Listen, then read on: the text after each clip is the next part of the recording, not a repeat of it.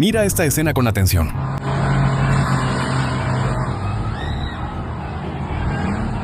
Ramadán, oeste de Irán, Dik. 2025. Un hombre parado en medio de la calle está solo, desarmado. Un camión de la policía se acerca con un cañón de agua y ocurre algo extraordinario. Dispara, pero no lo derriba. El camión se detiene, otra persona se une al primer hombre y los dos se quedan ahí, de pie, intactos, mientras alrededor la policía lidia con otros manifestantes. A estos dos hombres los dejan en paz. ¿Sabes lo que acaba de pasar? Dos civiles desarmados se enfrentaron al aparato de seguridad del régimen iraní y ganaron. Y esta escena no es aislada. En más de 70 ciudades de Irán están ocurriendo protestas masivas y por primera vez en 45 años las fuerzas de seguridad están retrocediendo. En la capital, los policías abandonan sus posiciones ante las multitudes. En Kudasht, vehículos de la Guardia Revolucionaria iraní son abandonados. Comienzan a surgir reportes de deserciones. Y eso nos lleva a una pregunta, ¿pero por qué? ¿Por qué ahora? Porque el régimen que aplastó protestas en 2009, en 2019, en 2022, de repente ya no puede controlar las calles. La respuesta, no está en la política. Es algo mucho más importante y está poniendo a Irán al borde del colapso. Algo que transformará Irán y todo el Medio Oriente. Déjame mostrarte lo que está pasando para que entiendas por qué esos dos hombres en Ramadán se quedaron parados sin miedo. Necesitamos regresar, no muy lejos, solo unos meses atrás, porque hasta hace poco Irán parecía estable. Era una potencia regional, tenía influencia en Líbano a través de Hezbollah, apoyaba milicias en Irak y financiaba grupos en Yemen. El régimen había sobrevivido a protestas antes. En 2009, los verdes fueron aplastados. En 2019, mataron a 1.500 manifestantes y sobrevivieron en 2022 después de la muerte de Mahsa Amin. Reprimieron brutalmente y continuaron. Pero entonces algo cambió, algo que nadie esperaba. A principios del año 2026, el presidente Masoud Pezeshkian aparece en la televisión nacional y hace algo que un líder iraní difícilmente haría. Él admite la culpa frente a millones de iraníes. Él afirma que el Estado falló, el dinero se malgastó y se desperdiciaron recursos, y aún peor. Él reconoce que hay grupos privilegiados beneficiándose del sistema, mientras el dinero desaparece y el pueblo pasa necesidades. Por 45 años, el régimen mantuvo el poder mediante un acuerdo silencioso.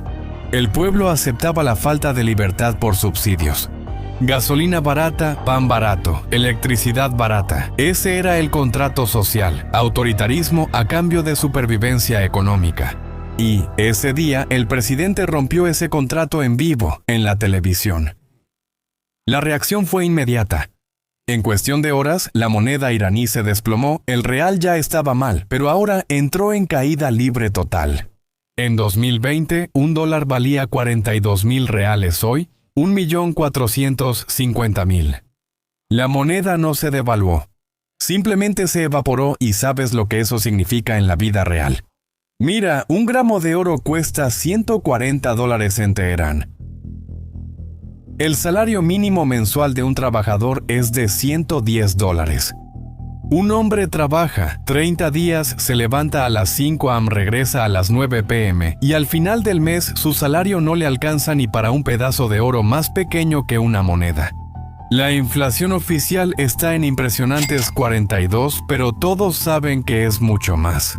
La comida subió 70% en un año. ¿Recuerdas a esos dos hombres en Ramadán? Su salario también se volvió polvo, pero aquí está lo que nadie esperaba. Un día después de la declaración, sucedió algo histórico. Salario. El Gran Bazar de Teherán cerró, y eso no es un detalle menor. Déjame explicarte por qué. El Gran Bazar ha sido el centro económico de Irán por 200 años. Comerciantes, conservadores, religiosos, ricos y familias Han hecho negocios ahí por generaciones. Esos mismos financiaron la revolución de 1979. Dieron dinero a Khomeini, apoyaron el derrocamiento del Shah y construyeron el régimen.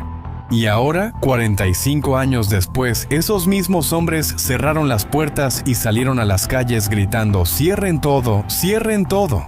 Cuando el bazar cierra, no es una huelga, es el régimen perdiendo su base, es la fundación resquebrajándose.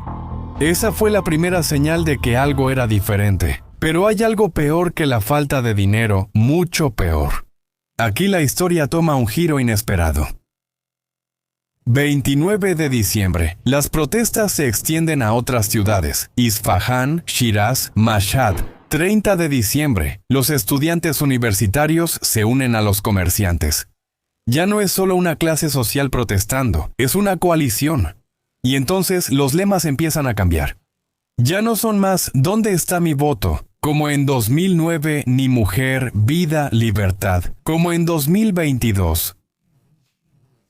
Ahora son: ¿Khamenei va a caer o va a regresar? Sí, escuchaste bien, él. La generación que derrocó la monarquía en 1979 ahora está pidiendo que regrese el rey y tiene otro lema que rompe completamente con el régimen: ni Gaza ni Líbano, mi vida es para Irán. Durante décadas el régimen justificó los sacrificios diciendo: estamos apoyando la resistencia palestina, estamos luchando contra Israel, estamos defendiendo a los oprimidos. Y ahora millones gritan: no queremos saber, queremos agua, queremos pan, gasten nuestro dinero aquí. El 31 de diciembre ocurrieron las primeras muertes. Fuerzas de seguridad abren fuego en Fasa y Kurdasht. Después, el 1 de enero de 2026, estallan protestas en 22 provincias. Edificios del gobierno son incendiados, centros de la milicia Basish atacados. El régimen intenta reprimir como siempre lo ha hecho: violencia, arrestos, amenazas. Pero algo es diferente y nadie entiende qué, hasta que la verdad empieza a salir a la luz y esa verdad lo cambia todo. El agua se está terminando, no es exageración ni metáfora, es literal. Imagina esto: estás en tu casa, vas a lavarte las manos, abres la llave y solo sale aire, el sonido del vacío. Teherán tiene 14 millones de habitantes, una de las ciudades más grandes de Medio Oriente. Y las llaves están secas, los reservorios que abastecen la ciudad prácticamente vacíos. El más grande de ellos, la represa del Ar, está al 2% de su capacidad. 2. Es un cráter seco, con lodo en el fondo, y la sequía es aún peor que solo falta de lluvia. Durante 40 años, el gobierno bombeó agua subterránea sin parar, sin planificación, sin límites, agua de reservorios subterráneos que tardaron miles de años en formarse y la bombearon hasta secarla por completo. Y cuando vacías el subsuelo, no queda vacío, colapsa como una esponja que se marchita y nunca vuelve a la normalidad. Teherán literalmente se está hundiendo 35 centímetros por año. Venecia, famosa por hundirse, se hunde 0.2 centímetros por año. Teherán se está hundiendo 175 veces más rápido, y los efectos de esto son perceptibles. Edificios agrietados, calles abiertas, el metro torcido. La infraestructura colapsa en tiempo real y el presidente lo reconoció. Dijo en televisión: la infraestructura colapsó, no podemos seguir aquí. Y entonces dijo lo impensable: necesitamos cambiar la capital, abandonar Teherán, mover todo 1000 kilómetros al sur, construir una ciudad nueva en el desierto, cerca del Golfo de Omán. ¿Y quieres saber el costo estimado para hacer eso? $100,000 millones, $100,000 millones para un país en bancarrota. Eso no es un plan, es una fantasía, y los iraníes saben exactamente lo que eso significa. La verdad es que probablemente la élite del país va a construir un búnker lujoso en el desierto para ellos mismos, y van a abandonar a 14 millones de personas para que mueran de sed en Teherán. Y esos dos hombres en Ramadán, cuando regresaron a casa ese día, abrieron la llave del agua. No es nada como millones, pero hay un símbolo perfecto de toda esta tragedia. El lago Urmia en los años 90 era el lago de agua salada más grande de Medio Oriente, con 30.000 millones de metros cúbicos de agua, playas, hoteles, turismo, pero hoy ha perdido el 95% de su volumen, se convirtió en un desierto de sal, y no fue un accidente climático, fue una decisión deliberada. El gobierno construyó una carretera de 15 kilómetros que cortó el lago por la mitad. Bloqueó la circulación del agua, mató el lago y dejó atrás 10.000 millones de toneladas de sal tóxica. Ahora, cuando sopla el viento, tormentas de sal cubren ciudades enteras. Sal mezclada con pesticidas agrícolas, metales pesados, contaminación industrial entra en los pulmones de millones. Médicos reportan epidemia de tos crónica, pero no es misterio, es envenenamiento lento. Entonces, ahora entiendes, no es solo dinero, no es solo política, es agua, es supervivencia biológica. En ese instante, lo imposible ocurrió. Los soldados comenzaron a dudar. Videos muestran a la policía en Teherán retrocediendo ante las multitudes.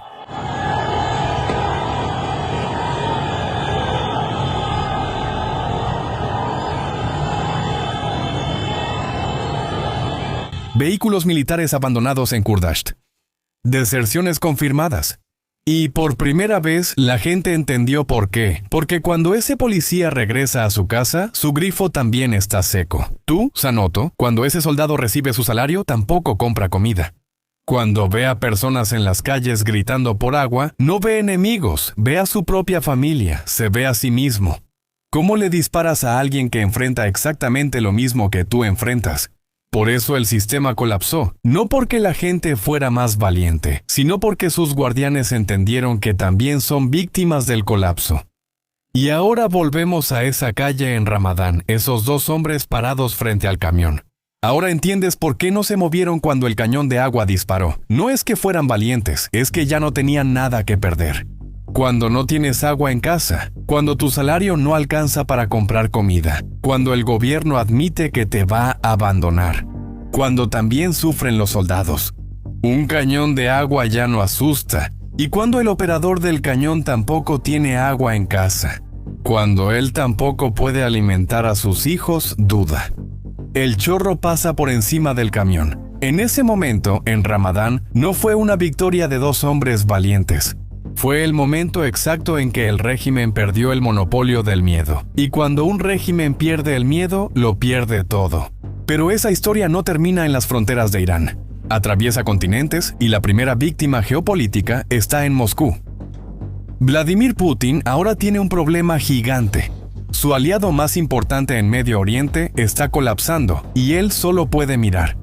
¿Y los demás? Hezbolá en Líbano, milicias en Irak, hutíes en Yemen, todos dependen del financiamiento iraní. Cuando Teherán se queda sin dinero, ellos también. La llamada Alianza Antioccidental, financiada por Irán, se está desvaneciendo. ¿Y qué hay de China? Su silencio fue total. Compra petróleo iraní casi gratis, pero no invierte en infraestructura. Para China, Irán solo es una gasolinera barata. La verdad es que Irán está solo y ha llegado al punto de no retorno.